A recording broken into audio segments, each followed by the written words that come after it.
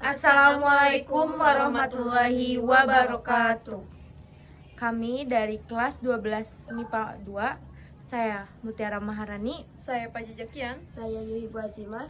Di sini kami sedang melakukan ujian praktikum kimia, yaitu mengukur kadar pH yang terkandung dalam air menggunakan indikator alami, yaitu kunyit.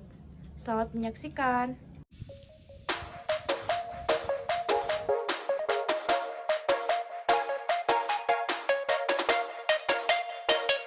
Menjawab pertanyaan. A.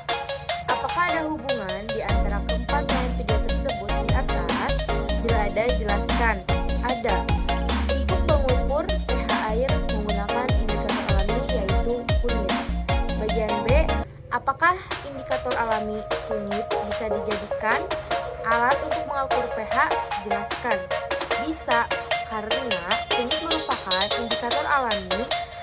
Kita dapat menemukan suatu larutan bersifat basa, asam, atau netral. Dari perubahan warna kunyit itulah kita bisa tahu mana larutan yang mengandung asam atau basa atau netral. C. Tentang nilai pH berapakah larutan yang bersifat asam?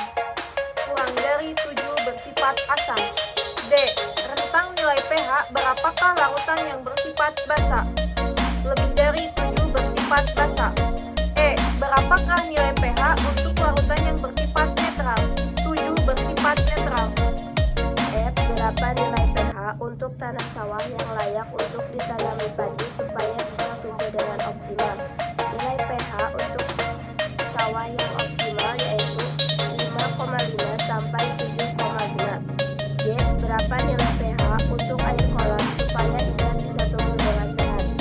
Nilai pH yang optimal yaitu 6,9 sampai 8. H. Berapa nilai pH untuk air minum yang kita konsumsi supaya tidak mengganggu kesehatan? Yaitu antara 6,5 sampai 8,5.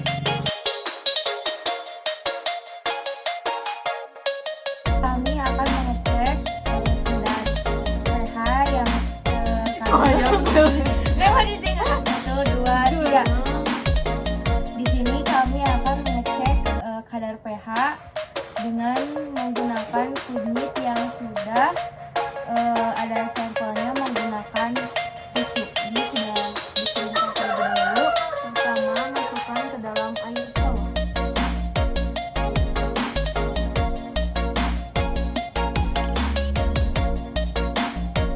Yang kedua, masukkan ke dalam air kolam.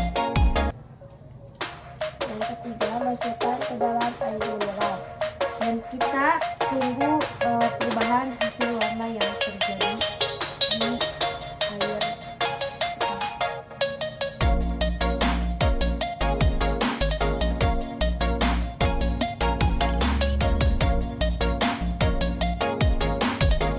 Kita lihat warnanya masih sama ya.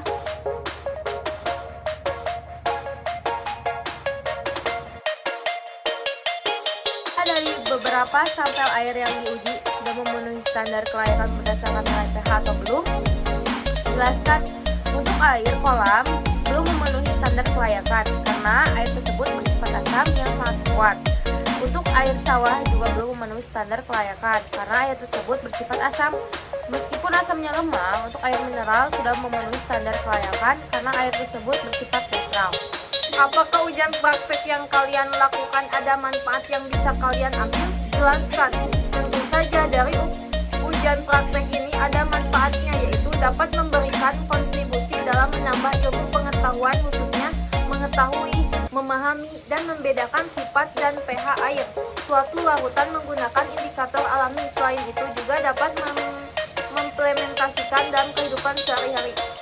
Apakah ujian praktek yang kalian lakukan ada manfaat yang bisa masyarakat ambil? Jelaskan. Ada.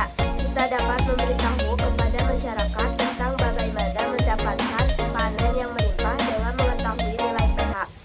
Mengenai air kolam, kita dapat menjaga ikan supaya tetap sehat dan tidak mudah mati dengan mengetahui nilai pH air.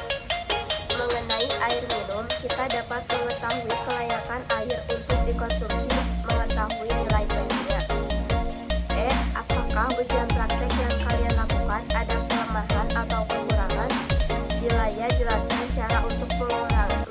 kelemahan atau kekurangan tersebut?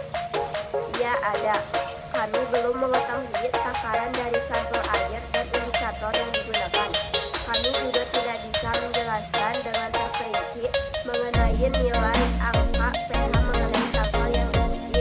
Untuk mengurangi kekurangan tersebut, saya akan lebih banyak mencari dan membaca literatur mengenai proyek ini. Sekian ujian praktikum kimia hari ini.